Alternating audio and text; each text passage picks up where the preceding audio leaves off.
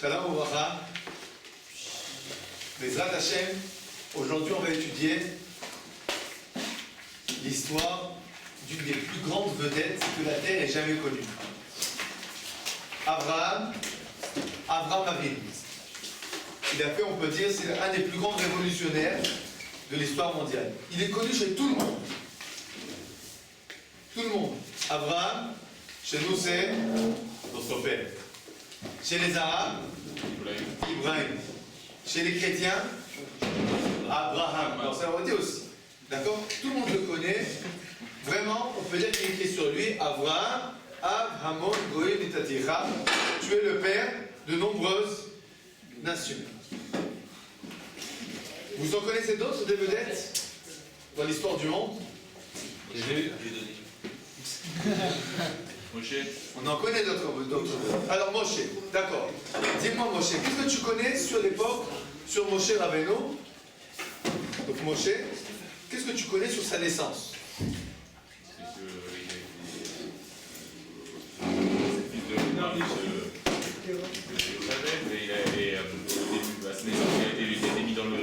Alors il devait être tué, il a été caché, on l'a mis dans un petit berceau en osier, le fleuve, la nourrice, il est sorti voir ses frères, bon on connaît tout, depuis sa naissance jusqu'à sa mort. Yitzhak, Isaac, on sait comment il est né? Comment il est né? On sait même avant qu'il soit né. Alors, il va naître, il va pas naître, sa mère est stérile, l'ange il dit dans un an ton fils il va naître, il naît. On lui fait le brit mila, on fait un festin. Il se bagarre avec son frère Ishmael, on renvoie Ishmael, il revient. On connaît tout, de A à Z. Yaakov, pareil, on sait comment sa mère était stérile. Il y a 2 jumeaux dans ton ventre, un qui va grandir, etc., etc. Les 12 tribus. On connaît tout. Pourquoi je vous raconte tout ça? Rendez-vous compte, toutes les vedettes, on les connaît depuis leur naissance jusqu'à leur décès. La Torah, elle veut nous parler de quelqu'un d'important. Qu'est-ce qu'elle fait? Elle nous raconte toute son histoire, toute sa vie. Il est né là-bas, c'est son père, c'est sa mère. Quand il était petit, c'était déjà un génie. Tout le monde voyait qu'il était extraordinaire, etc., etc. On est d'accord? Tout le monde, sauf Jésus. Abraham. Abraham Avinu, la vedette par laquelle va commencer le peuple juif. Cette vedette-là, on ne connaît rien sur elle. Rien du tout. La Torah commence à nous raconter sa vie à l'âge 70 ou 75 ans. La Torah, je savais que tu allais me dire ça. Je savais que tu allais me dire. Mais si on connaît, on nous a tous raconté quand on était au Gan, comment Abraham Avinu, son père il avait des idoles, d'accord? Et il a mis une hache dans la main de la grande idole, et son père il lui a dit, mais c'est qui a cassé tous les idoles? Et Abraham lui a dit, c'est pas moi, c'est l'idole la grande, la grosse. Et le père lui dit, mais attends, les idoles ça bouge pas. Et qu'est-ce qu'il lui a dit Abraham Avinu? Mais alors si ça bouge pas, pourquoi? Tu y crois. Et nous, depuis qu'on est tout petit, on croit tous à cette histoire. J'ai dit que c'est faux? J'ai pas dit que c'est faux. J'ai dit simplement quelque chose d'autre. Où c'est qu'elle est marquée cette histoire? Midrash. Et pas où? Rashi. Et pas où? Elle n'est pas marquée dans la Torah. Mais Rashi. Elle est marquée ou elle n'est pas marquée? Elle n'est pas marquée. Elle n'est pas marquée. Alors, je ne vous cacherai pas que Rabbi Avraham Ibn Ezra, il dit, si elle n'est pas marquée, elle n'est pas vraie. Mais, ce n'est pas la vie générale. La vie générale, c'est que cette histoire est vraie. Mais la question que je vous pose est autre chose. Elle est vraie, cette histoire. D'accord? Pourquoi la Torah nous le cache? Le jeu important, elle n'est pas essentielle. C'est pas important de savoir qu'Abraham Avinu, quand il était petit, il a fait cette histoire. Regarde, elle est tellement belle cette histoire qu'il n'y a pas une galénette dans le monde qui va rater l'occasion de la raconter. Pourquoi? Pourquoi? Parce qu'elle est facile à capter. Parce qu'elle est facile à capter. Parce qu'elle t'explique en fait que quoi? Que les statuts Parce qu'Abraham Avinu, c'est un tzaddik, etc., etc. Et la question se pose, si la Ganénette a décidé de raconter cette histoire tellement importante, pourquoi la Torah, elle a considéré que c'était pas important? C'est une couchée en fait, c'est une grosse question sur la Ganénette. Qui c'est qui a raison, la Ganénette ou la Torah? C'est sûr que la Ganénette a raison. Bon, vous avez compris pourquoi la Torah ne raconte pas d'Abraham Avinu? Pourquoi on ne sait rien du tout? Bon, c'est la question Bezrat Hashem à laquelle nous allons essayer de répondre dans ce chiot. Alors regarde, on va commencer par un texte du Abravanel. La réponse du Abravanel. Abravanel, je vous lis avec vous la ligne 9. Ah, Omna, tout le monde a une feuille?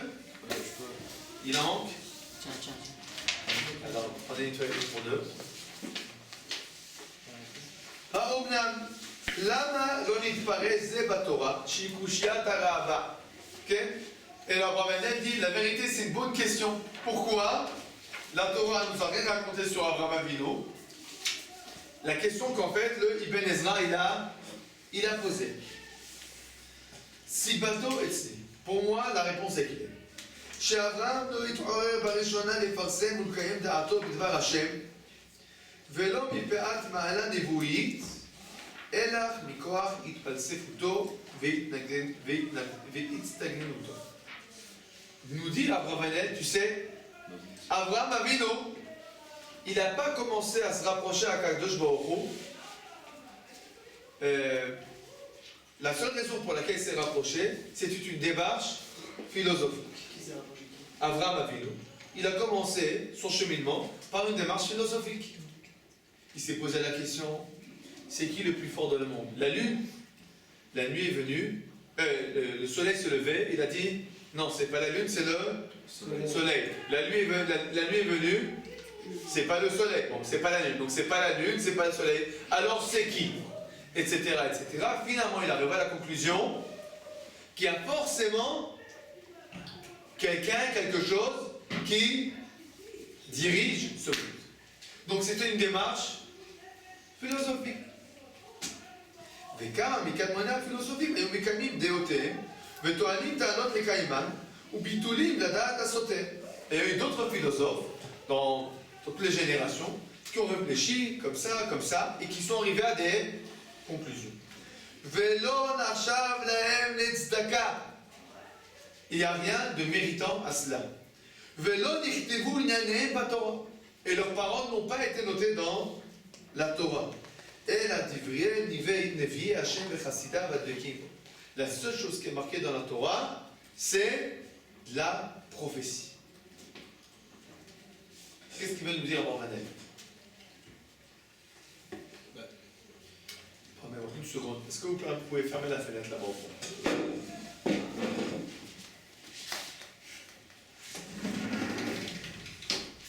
Merci. Oui, nous écoutons. En fait, c'est parce que c'était si la Torah, tout ce qui est dans la Torah, c'est la prophétie, c'est-à-dire que ça, c'était pas de la prophétie, c'était logique en fait. C'était la logique. N'importe la qui philosophie. pouvait y arriver. Alors pourquoi c'est pas marqué? Parce que n'importe qui peut faire ce travail et arriver sans l'aide de la Torah. C'est vrai. Abraham, il l'a fait sans la Torah, alors nous on pourrait le faire sans la Torah parce que c'est logique, c'est pas une prophétie. Alors pourquoi c'est pas marqué? Tu sais, on aurait pu dire, c'est vrai que on peut le faire, chacun peut le faire sans la Torah. Pourquoi c'est marqué la Torah? C'est bien. Parce que c'est quelque chose d'inutile, si tout le monde peut le faire sans la Pourquoi Torah. c'est La inutile? Torah va nous apprendre quelque chose qu'on Pour te dire qu'Abraham Avinu, regarde, lui il a fait la démarche philosophique. C'est pas important de nous dire qu'Abraham Avinu a fait une démarche Ça philosophique. sous-entend qu'on n'a pas besoin de la Torah, parce que la Torah, On n'a pas besoin de la Torah. Lui, c'était le premier. Comment se dire? S'il n'y avait pas la Torah, on n'aurait pas fait la démarche philosophique. Non, ça veut dire Alors, la Torah, elle est là pour nous apprendre comment nous comporter, et que s'il y avait cette histoire-là rapportée dans la Torah, ça va nous apprendre qu'on peut apprendre comment se comporter sans la Torah. tu dis finalement c'est un peu inutile. Non, c'est que ça porte à confusion. Ça peut porter à confusion, d'accord. Je dirais que la Torah, en nous, ça raconte plutôt la rencontre entre Dieu et l'homme. Et pour cette rencontre, on a besoin que Dieu se manifeste. Et si jamais on voit que tout vient d'Abraham, tout vient de l'homme, on ne voit pas que Dieu se manifeste. Ce qui est important, c'est avant tout Contre la manifestation de Dieu. Donc tu dis la Torah nous raconte la manifestation de Dieu et pas la manifestation de l'homme. D'accord, je suis d'accord avec tout ce que vous dites, je vais qu'ajouter un petit point.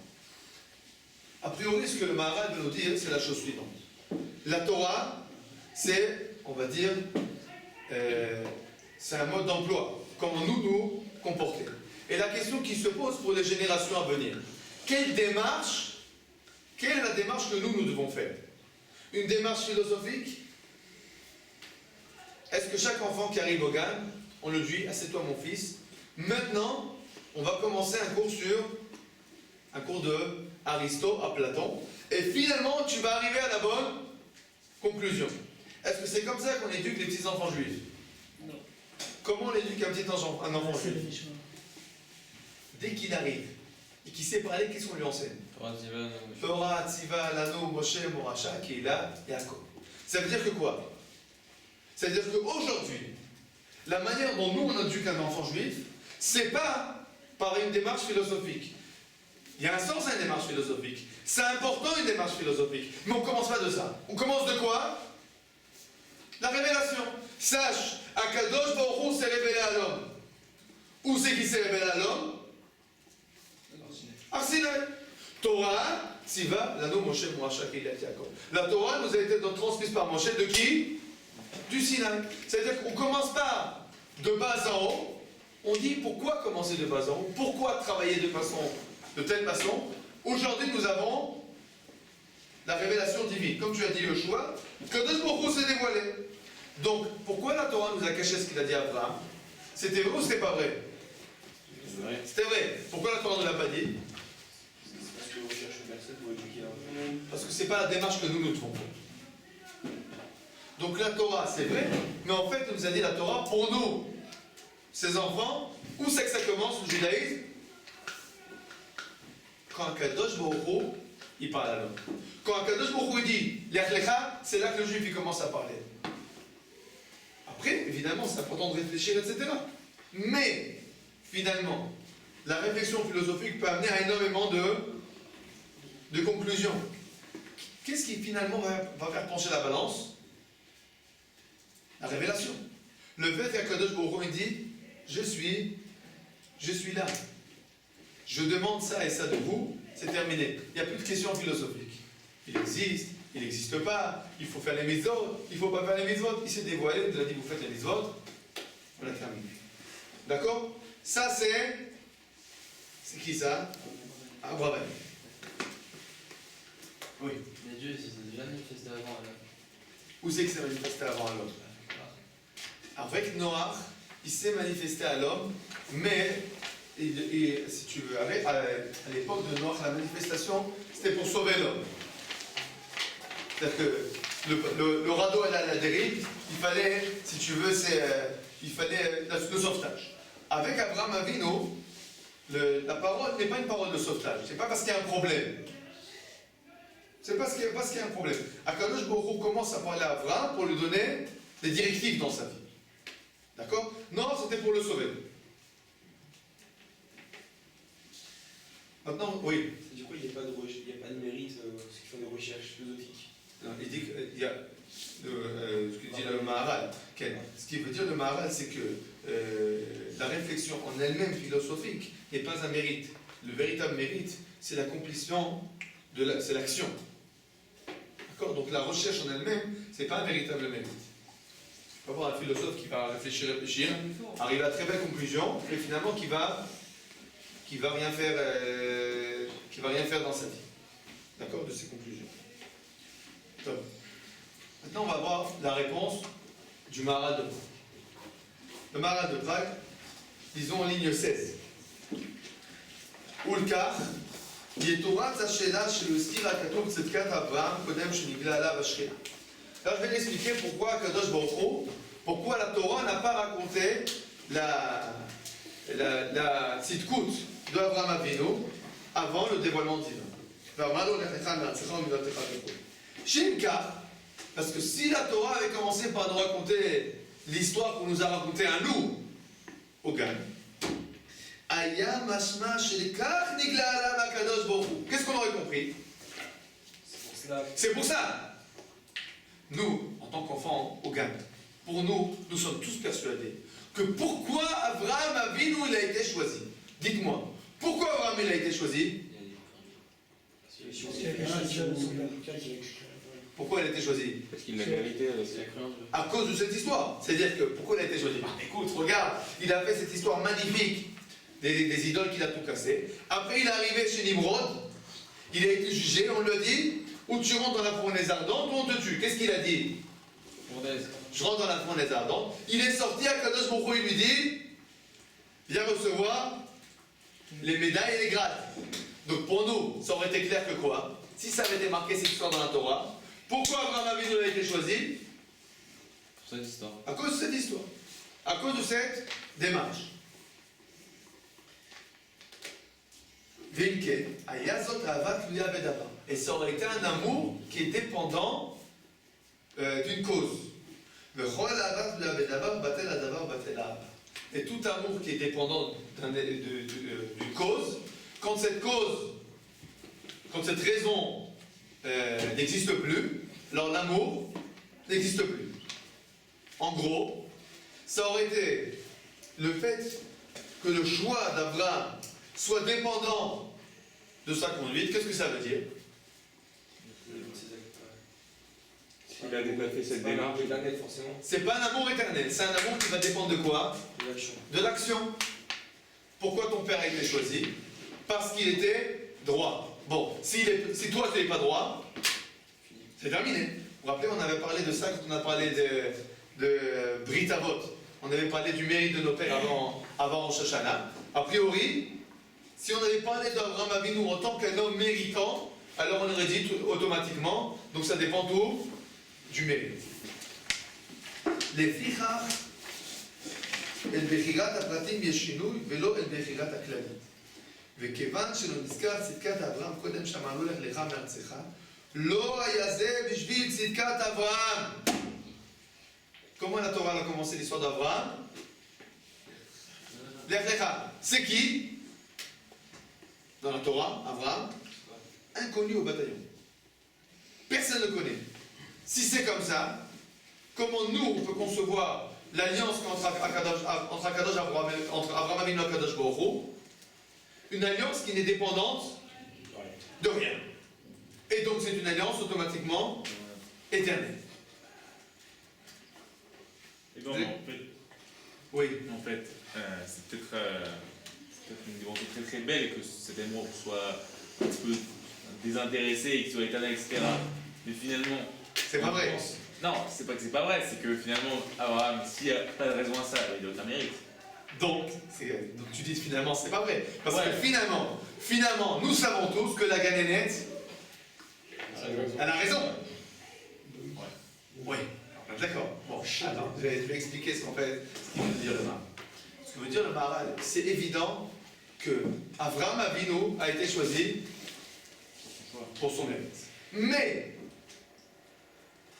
quel est le type de lien qui a été créé? Quel est le type de lien qui a été créé? Un lien comme si ce n'était pas dépendant de quelque chose. Regardez. C'est quoi le type le lien qui existe entre un homme et sa femme? Mariage. Le mariage. C'est un lien comment? C'est un lien sentimental. Ça dépend de l'amour. Ça dépend énormément de raisons. A priori, c'est un lien qu'on peut casser. Qu'est-ce qu'il dit David Shlomo Amelech dans Shir HaShirim? Alors, l'amoureux parle à sa fiancée et il lui dit Achoti Rayati Tarati. Il lui dit, il appelle comment? Ma sœur. Qu'est-ce qu'il veut dire? Quand il appelle sa femme, sa sœur. Comme ça va. Non, ça veut dire qu'il ne peut pas démarrer son lien comme sa sœur. Ça veut dire que c'est quoi un lien frère et sœur? Est-ce que c'est un lien qu'on peut arrêter? On peut couper? Impossible! Ta sœur, ce sera toujours ta sœur. Alors quand un homme il dit à sa femme, tu es comme ma sœur, qu'est-ce qu'il veut dire par là? C'est vrai que ce lien, on l'a créé pour raison 1, 2, 3, 4.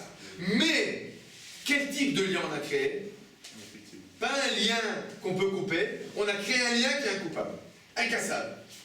Donc, Abraham Avinu, pourquoi il a été choisi? Il était tzaddik. Mais quel lien Akadosh Baruch Hu il a créé avec Abraham Avinu? Comme s'il n'était pas tzaddik. Pourquoi? Alors, D'où ça vient? pourquoi Akadosh Baruch Hu l'a fait? Ça, c'est une très bonne question, mais c'est pas sur moi. C'est une question Ah, c'est sur Akadosh Baruch Hu. c'est Abraham ou Akadosh Baruch Hu. Baruch Hu qui a créé ce lien? Akadosh Baruch Hu l'a créé ce lien. C'est où ce lien il a été créé? Voilà. Oui. Quand Akadosh Baruch Hu il parle à Abraham Avinu, sans nous dire c'est qui Abraham Avinu, qu'est-ce qu'il nous dit en fait? Il dit J'ai parlé à cet homme comme si c'était pour rien. Nous on sait que c'est pas pour rien. Pourquoi la Ganénette elle nous enseigne ça à nous? On comprend pas. Parce que, ouais. Pour que nous on se comporte bien, pour nous responsabiliser à nous. Nous, de notre côté, comment on doit voir les choses? Comme si c'était à cause de Comme si ça. c'était dépendant. Donc nous on doit tout le temps se dire, hey, il faut que je sois à la hauteur, il faut que je ressemble à qui? Abraham Avinu. Mais du côté d'Akadosh Baruch Hu, comment il voit les choses lui? Am Israël, c'est mon peuple. Un point, c'est tout.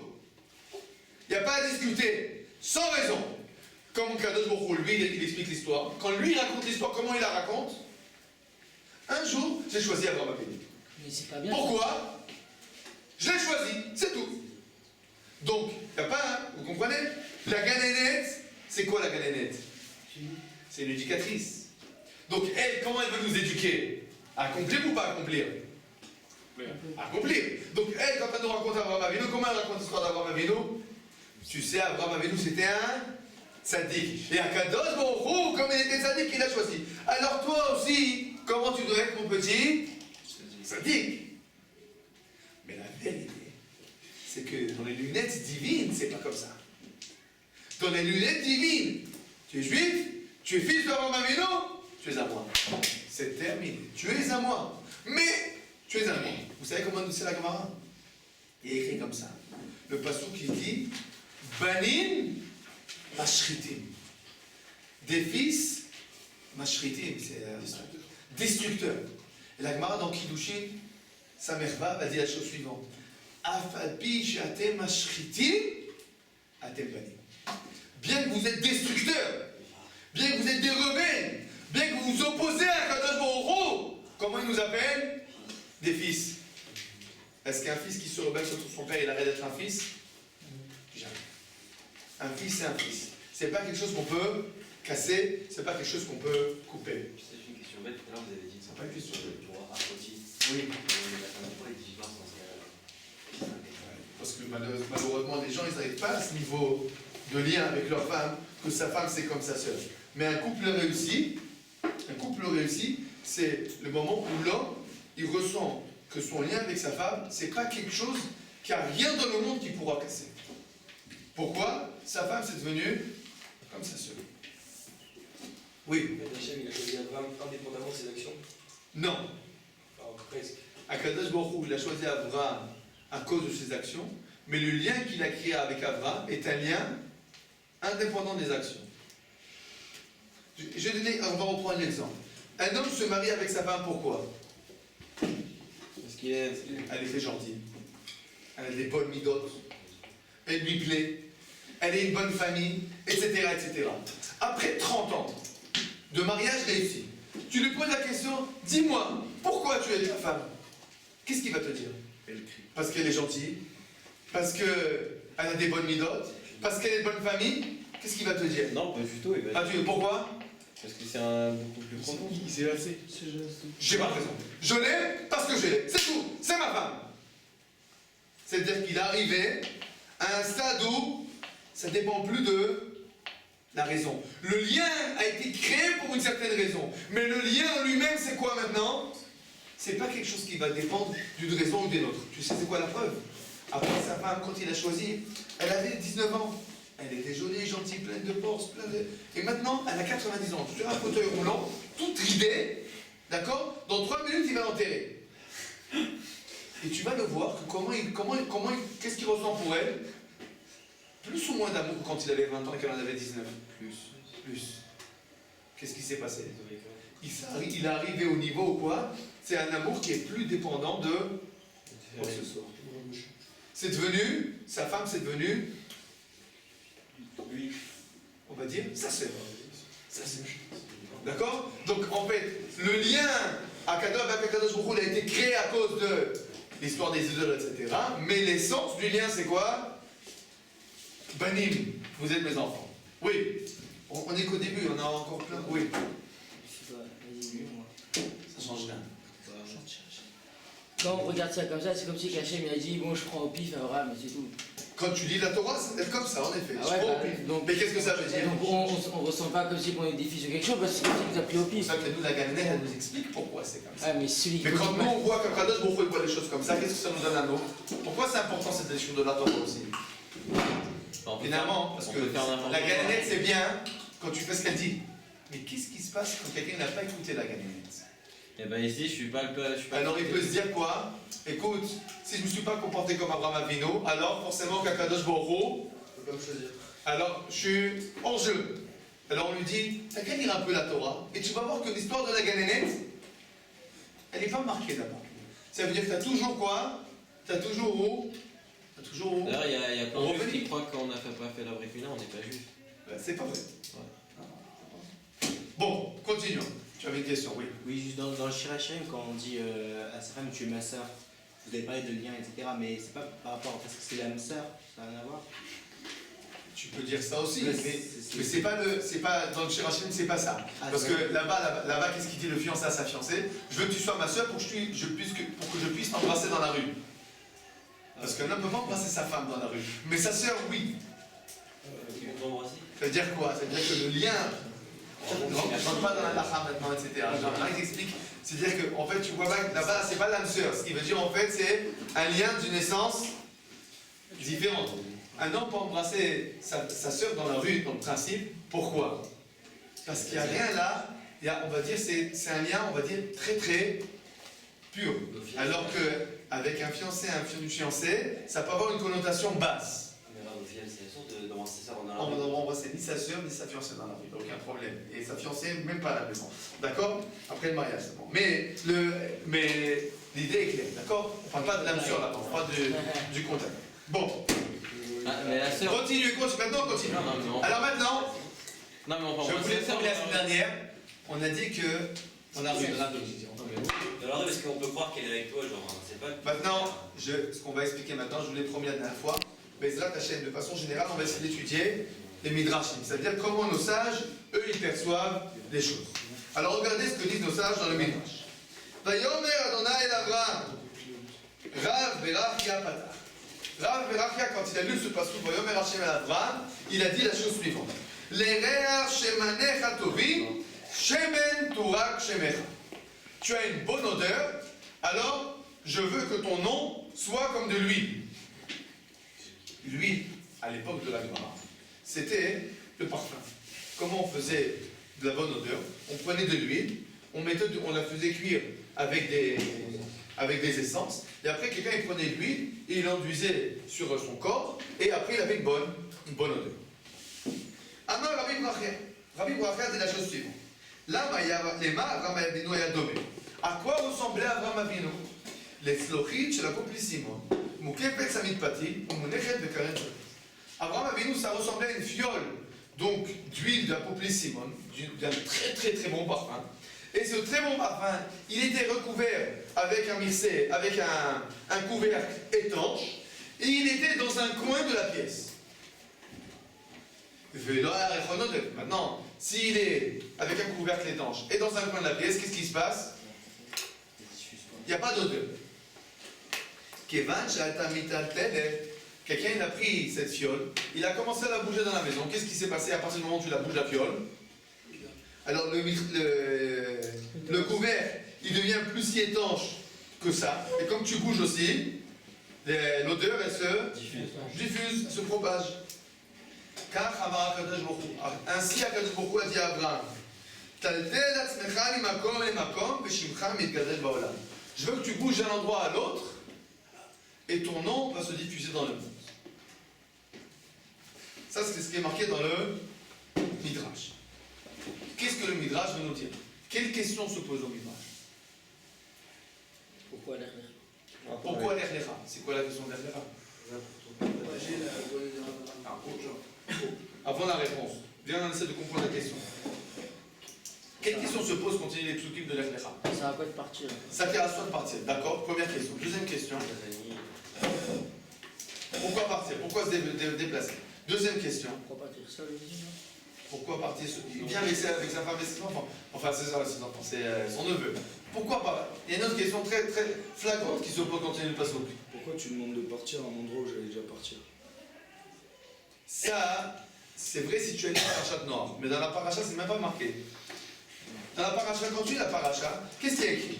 Akadosh Baruch Hu dit à Abraham, va-t'en de ton père, de ta famille, de ton pays, etc.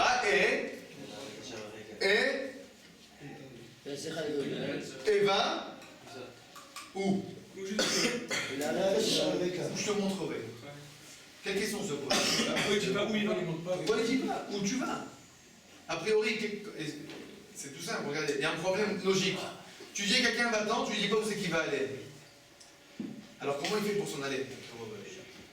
Va-t'en et va où je te montrerai. Alors comment je fais pour me déplacer? Je sors de la ville de Haran. Vers où je vais? Au nord, au sud, à l'est, à l'ouest. Bon, c'est une question de base qui se pose.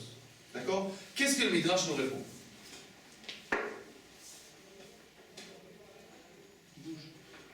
Le Midrash nous répond en fait, bouge. En vérité, l'idée de cette Lech Lecha, c'est quoi? C'est pas va-t'en pour arriver quelque part, c'est quoi? Bouge. Il faut que tu bouges. Pourquoi? Se reconnaître. Pour te reconnaître. En gros, qu'est-ce qui se passe? Abraham avec nous jusqu'à présent, il était où? Un petit bled. À Haran, personne ne connaît. Au ce moment-là, quand je vous roule le Guilherme, qu'est-ce qui se passe? Ça devient une vedette. Tout le monde commence à le connaître. Pourquoi? Il bouge d'un endroit à un autre. D'un endroit à un autre. Les gens ils disent, c'est qui ce monsieur-là? Ah, c'est Abraham. Ah, il se comporte de façon telle. Ah, intéressant. Il commence à devenir connu. Regardez ce qui va se passer. Il va arriver en Eretz Israël. Qu'est-ce qui va se passer? Quand il arrive en Eretz Israël, il y a la famille. Qu'est-ce qu'il fait? Il va en Égypte. Qui c'est qui lui a dit d'aller en Égypte? Dieu. Non. Dieu. Non. Alors, le Zohar, il dit que c'était une faute qu'il soit parti en Égypte. Mais, dans le Pshat, d'après le Midrash, on peut dire pourquoi il est parti en Égypte. Hachem, il a dit de partir. Non. Non, Oui, dans le sens qu'il arrive en Eretz Israël, il voit que ça ne marche pas, il se dit, bon, alors qu'est-ce que je fais? Je continue. Et où c'est qu'il va? En Égypte. Pourquoi il va en Égypte? L'argent. Non, justement. Et l'argent, a priori, non. C'est quoi l'Égypte à son époque? La première puissance. Donc il se dit, si le but c'est quoi? C'est de diffuser, de propager. Alors s'il y a un problème, a priori, j'ai pas encore terminé mon périple, où c'est que je dois arriver? Il faut que j'arrive en Égypte. Pourquoi? Hollywood. Hollywood. Là-bas, tu vas être connu par tout le monde. Donc Abraham Avinu, il va jusqu'en Égypte. Le but c'est quoi? Bouger. Bouger. Bon, on a compris pourquoi Lech Lecha. Maintenant, regardez quelque chose d'intéressant. Il y a 4 fois où Akadosh Baruch Hu, il parle à Abraham Avinu. 4 fois dans la vie d'Abraham Avinu. Il y a 5. Mais il y en a 4 qui sont des ordres dynamiques. Quelles sont les 4 fois où Akadosh Baruch Hu parle à Abraham Avinu? Alors, la première fois, c'est où? Lech Lecha. Lech Lecha. La deuxième fois, c'est où? Il y a des chumashim, chef des chumashim. Renvoie ta femme à Non. C'est quoi la question là? Quels sont les moments où Akadosh Baruch Hu, il parle à Abraham Écoute Avinu? ta femme Sarah qui te dit de renvoyer à Agar. Où c'est? Où c'est? Avec Snow. Où? Fais-toi la Brit Mila. Les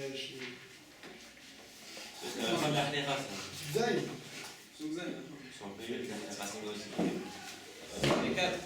Alors, la prochaine fois, c'est au Pasuk Yudalet. La deuxième fois que je ne parle pas à Abraham Avinu, c'est quand Abraham Avinu il va revenir d'Égypte, il va s'installer à côté de Sdom, l'autre va aller à Sdom, et là, Perek Yud Gimel, Pasuk Yudalet, Vadonai Amar El Abraham, Acharei Paredot Milmo,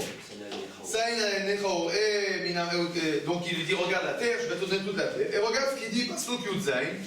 Kum italer baaretz leokal morba. Je te demande de faire quoi? Bouge dans le pays, le nord, le sud, l'est, l'ouest. D'accord? C'est la deuxième fois du parle. Troisième fois où il lui parle, c'est où? Ah, il y a aussi un autre avant. Yudbet, Zain. Yudbet, Yudbet Zain.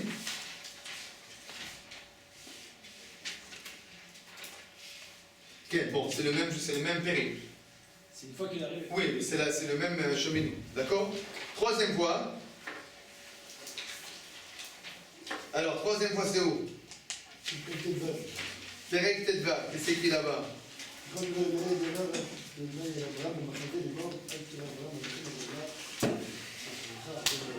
Ok, bon. Là, c'est pas.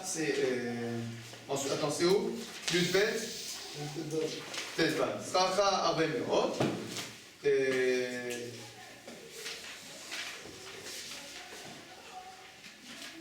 Regardez ce qu'il y a marqué dans cette. Donc il lui raconte toute une histoire. Il lui dit je t'ai choisi, je vais donner la terre d'Israël, etc. Et ils vont faire en fait. Ils vont faire le brit Ben Abetarim. D'accord? Ils vont faire le brit Ben Abetarim. D'accord? Encore. La prochaine fois où c'est?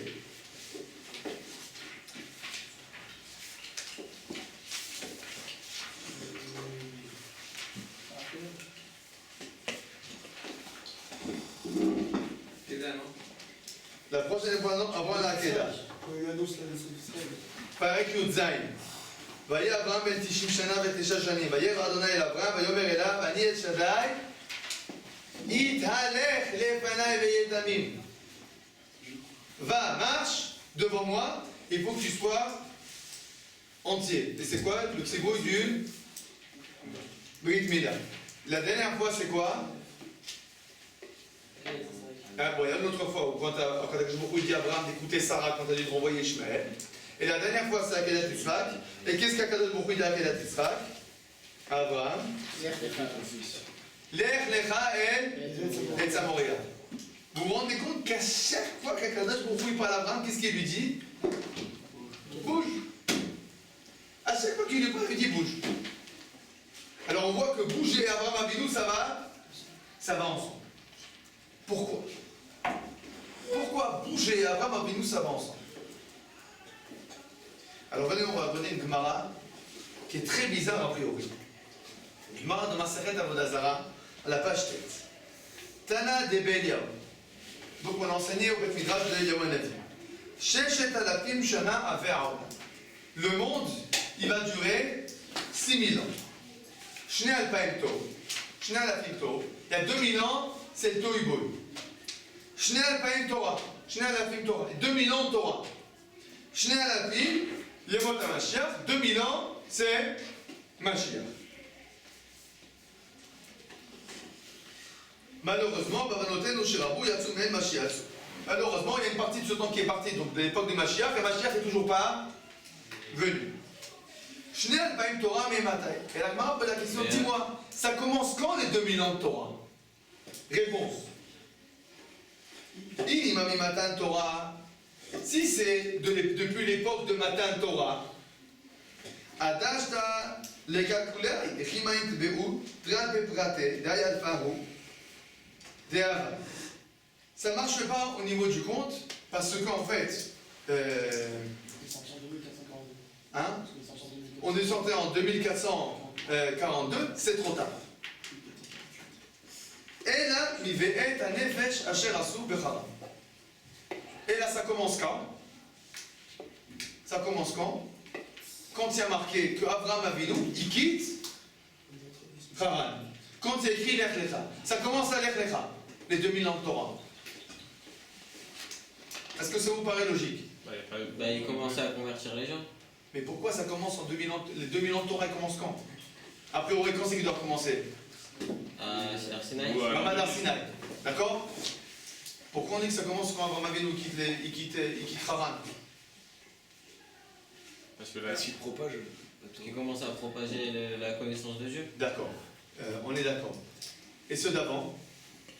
Je vous ai expliqué la question. Vous avez raison, je suis d'accord avec vous. Simplement faire attention au point suivant. Abraham Avinu, c'était le seul sadique à son époque?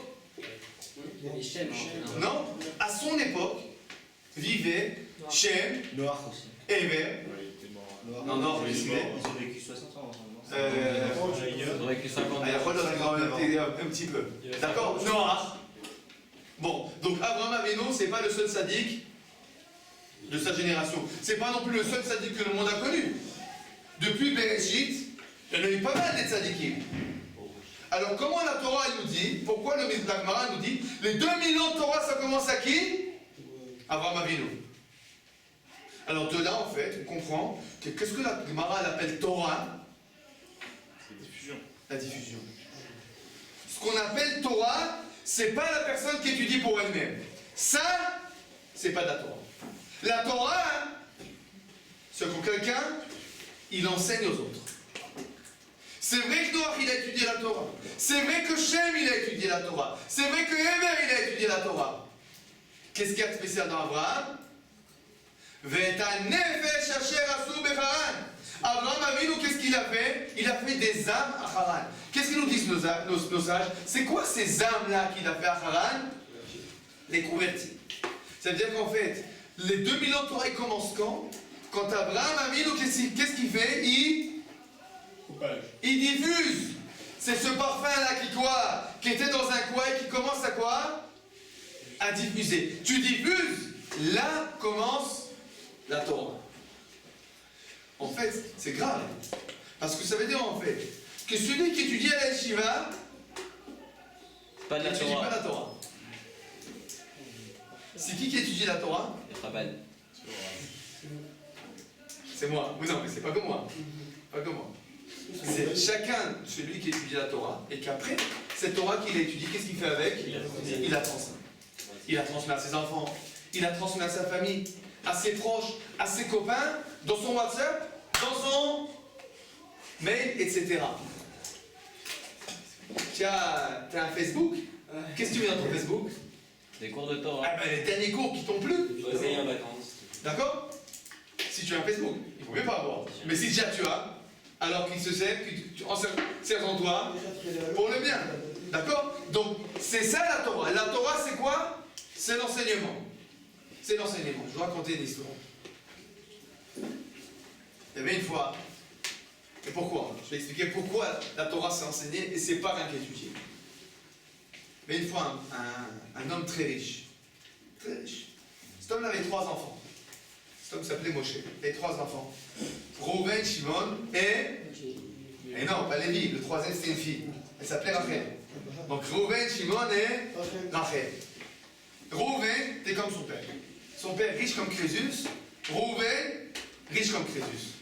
Réussi dans les affaires extraordinaires. Malheureusement, le frère Shimon, il était comme Shimon de la Torah, il était pauvre. Pauvre. Rien, tout ce qui touche, ça ne marche pas. Ça casse.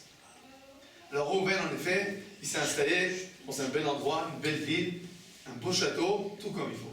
Et Shimon, par contre, il a trouvé une petite viole, une petite caravane, et il s'est mis là-bas, il habitait là-bas.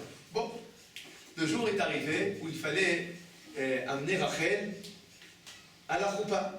Rachel devait se marier. Alors, notre cher Moshe, il appelle son fils Rouven et il lui dit, écoute Rouven mon fils, ta sœur Rachel va se marier, je te demande, tu viens toi et ton frère, comme il faut, toutes les dépenses, c'est moi qui paye. C'est moi qui paye, investis-toi, je veux que vous soyez les plus beaux. Bon, Rouven après son père Shimon, il lui dit, écoute, Shimon, papa, mais attendez une seconde, j'ai terminé d'oublier un point très important, et il lui dit, mais une condition, je veux que tout ce que vous voyez, tout ce que vous faisiez, toutes vos dépenses, soient des dépenses à mon honneur. Bon, choses sont claires. Rouven appelle son frère Shimon et dit, écoute, Shimon, papa, il a dit, chacun, on peut dépenser tout ce qu'il veut, c'est lui qui paye, donc il faut faire toutes les dépenses à son honneur. Bon, c'est ce qui s'est passé. Rouven, il veut aller acheter des choses, il avait plein d'argent. Donc il est parti, il a acheté à tous ses enfants, il les a tous habillés sur leur 31.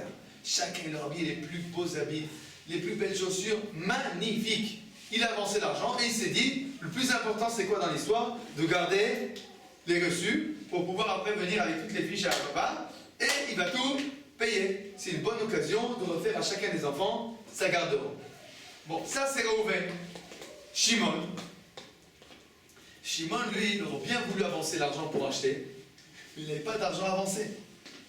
Alors il dit, qu'est-ce que je vais faire pour l'honneur de papa? Qu'est-ce que je peux faire? Bon, alors chacun des enfants leur a toute la robe, et dit, bon écoute, regarde, cette jupe-là, ça va, il n'y a qu'un trou, c'est la meilleure de tes jupes. Bon, tu mets toi cette jupe-là, cette chaussure, bon écoute, avec moi un fil, on va essayer de coudre un peu, bon, on va te faire le plus beau possible, mon fils, qu'on peut faire.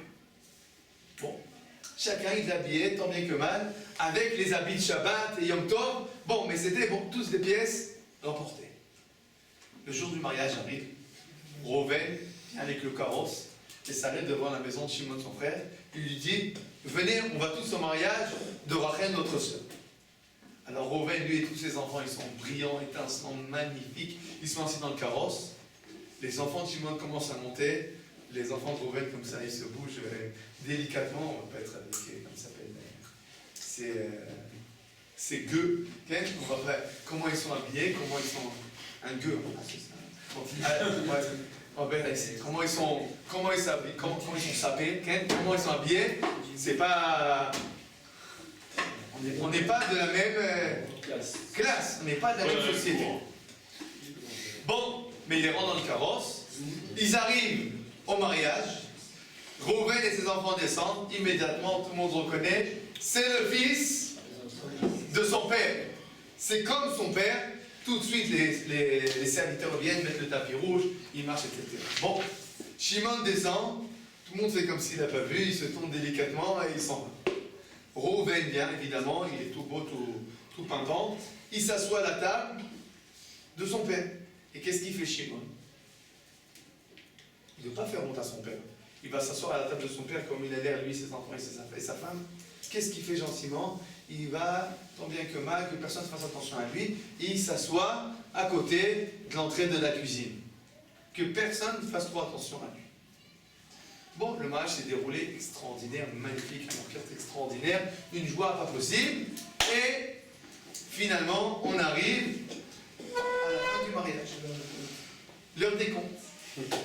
Reuven vient, tout content, tout un sourire, il sort à son papa une grosse liasse de tous les reçus, et il dit, papa, voilà, écoute, j'ai fait exactement ce que tu m'as dit, tu as vu, j'ai pas lésiné, on a investi à fond. Bon, les promesses sont les promesses, je suis content que tu me rembourses. Et papa regarde toutes les liasses, et il dit, tu recevras rien. Rien? Rien tu recevras. Mais tu m'as promis. Oui, je t'ai promis. Mais tu ne recevras rien.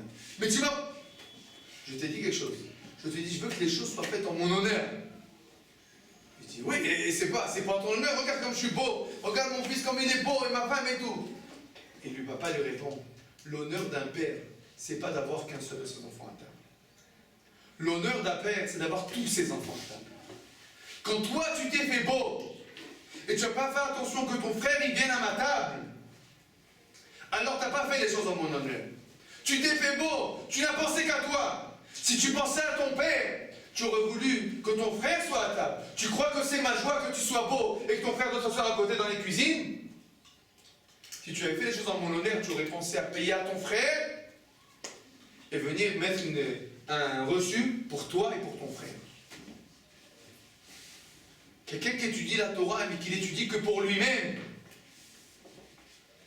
il n'aime pas son père. Si tu aimes ton père, qu'est-ce qui fait plaisir à Kadosh Baruch Hu? Que toi, tu sois super sadique et ton copain à côté, il connaît rien? C'est ça ce qui fait plaisir à Kadosh Baruch Hu? Ou ce qui fait plaisir à Kadosh Baruch Hu, c'est que tous ses enfants soient à table, c'est que tout le monde soit là en train d'étudier. Qu'est-ce qui fait plaisir à Kadosh Baruch Hu? C'est que tout le monde soit là, c'est que tout le monde étudie, c'est que tout le monde s'investit, c'est que tout le monde soit présent. Alors c'est qui la Torah? C'est Shem? C'est Eber? C'est Noach? Qui ont étudié pour eux-mêmes? Non. C'est qui la Torah? C'est Abraham. Celui qui diffuse, c'est ça la Torah. Celui qui diffuse, c'est ça ce qu'Akadosh Baruch Hu il veut. Quand moi j'étudie à la yeshiva, c'est pas pour moi. J'étudie avec un but. Tout ce que j'apprends, il faut que je l'enseigne. Tout ce que j'apprends, il faut que je le passe. J'écoute un cours intéressant, c'est pas pour moi. J'appelle mon père, ma mère, ma soeur, ma belle-soeur, tout le monde j'appelle. Je lui dis, écoute ce que j'ai appris. Regarde quel message important pour la vie, etc. Tant que ma Torah elle reste que pour moi, c'est pas de la Torah. Quand la Torah devient pour le monde, elle devient universelle, ça c'est la Torah. Est-ce que grâce à ça on peut comprendre pourquoi la Torah commence à l'écrire? Oui, parce que seulement dès lors qu'elle est diffusée, qu'elle a une vraie importance. Bon. Avant l'Echlecha, Avraham Avinu c'était quoi? Tzadik ou pas tzadik? Tzadik. Aucun problème. Il n'y a pas de discussion sur le sujet. Mais c'est quoi comme tzadik? C'est un tzadik comme Noach, comme Shem, etc. Parce que la Torah, quand elle vient nous raconter l'histoire d'Abraham, elle veut nous dire quoi? Regarde, c'est qui? Ton père. C'est Abraham Avinu. C'est le mode à recopier, c'est l'exemple. Quand la Torah va nous parler de l'exemple d'Abraham, comment elle va commencer l'histoire d'Abraham? Regarde, Abraham c'est celui qui fait quoi dans sa vie, toute sa vie? Il bouge. Il bouge d'un endroit à l'autre, il diffuse d'un endroit à l'autre. Où c'est qu'il va? Il parle du nom d'Akadosh Baruch Hu. Donc quand la Torah, eh bien, elle commence par Abraham Avinu, par l'Ech Lecha. C'est pas pour nous cacher ce qui s'est passé avant. C'est parce que ce qui s'est passé avant, c'est important. Mais c'est parce que nous, on doit apprendre. Nous, ce qu'on doit apprendre, c'est quoi? L'Ech Lecha. Tu apprends, diffuse. Tu apprends, va enseigner. Regardez ce que nous dit la Gemara dans Vodazara, à la page 35b. Darash Rav Nachman Bered Rav Chazda. Rav Nachman, le fils de Rav Chazda, dit la chose suivante. Maïdirtiv, les réas shemanecha atovim, a le bon odeur de tes encens. Les mat amitro, mais à quoi ça ressemble un tamit racham?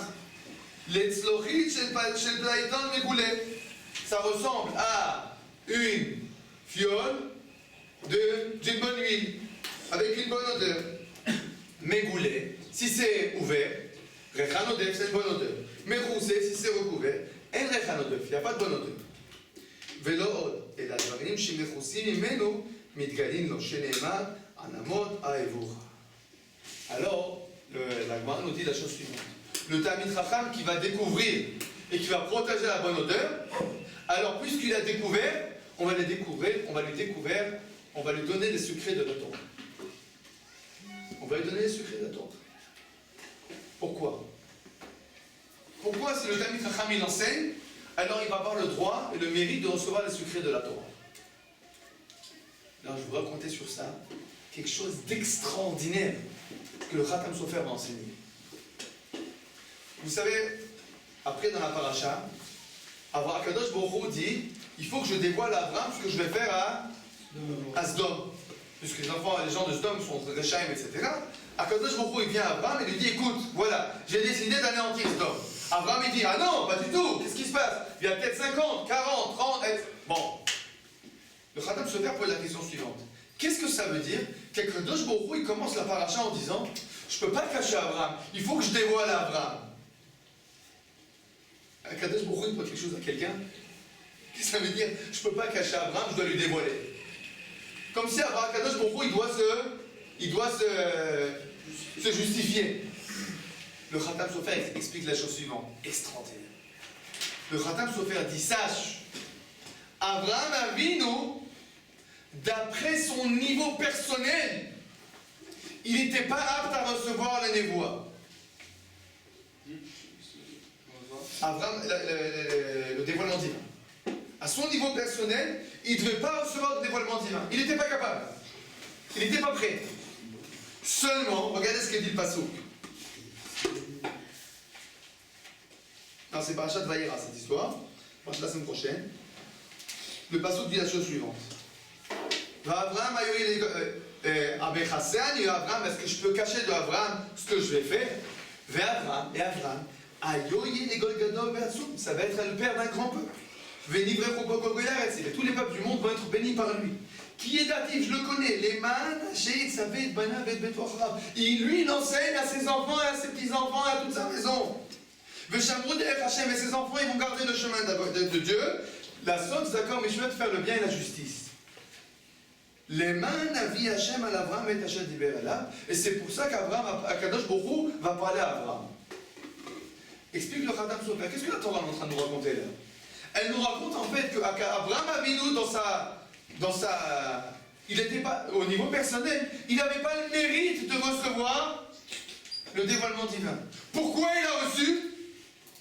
Akadosh Borou lui dit, c'est vrai que lui il ne mérite pas, mais comme il enseigne à ses enfants, à ses petits-enfants, à sa maison, alors je ne peux rien lui cacher. Ça veut dire que celui qui décide d'enseigner, celui qui décide de faire passer, a priori on aurait pu croire que quoi? Si tu enseignes, alors tu as moins de temps pour étudier toi-même. Qu'est-ce que nous dit la Torah? Non, non, non. Si tu enseignes, Akadosh Baruch Hu va te dévoiler les secrets que tu n'aurais jamais su si tu n'avais pas enseigné. Et c'est ce que la Gemara nous dit. Le Talmid Chacham qui enseigne, le fait qu'il dévoile aux autres, alors on lui dévoile à lui. Et je terminerai par l'histoire suivante. Hier, c'était l'anniversaire du décès de Rav Ovadia Yosef, Zecher Tzadik Livracha. Une anecdote extraordinaire sur Rav Ovadia Yosef. Rav Ovadia Yosef, un jour, il avait décidé de donner un cours. Je ne sais plus à quel Beth Knesset. Ils avaient prévu un cours au Beth Knesset. Une heure avant le cours, le Beth Knesset, il appelle et dit vraiment, on est désolé Rav, on aurait vraiment voulu que vous veniez, mais aujourd'hui, on ne peut pas, on a des problèmes techniques, c'est pas possible de faire cours. Alors on va dire automatiquement appelle son shamash, son adroit, son assistant, et il lui dit organise-moi un cours autre part.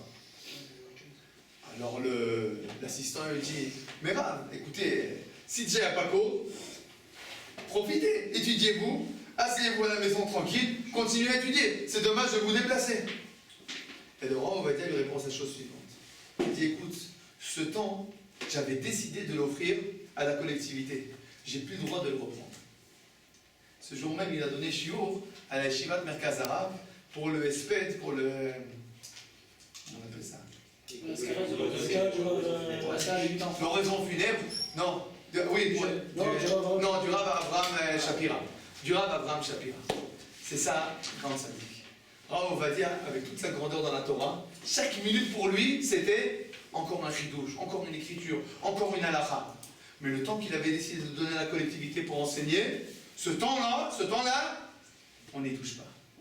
C'est ça ce qu'on apprend de qui? Abraham Avinu.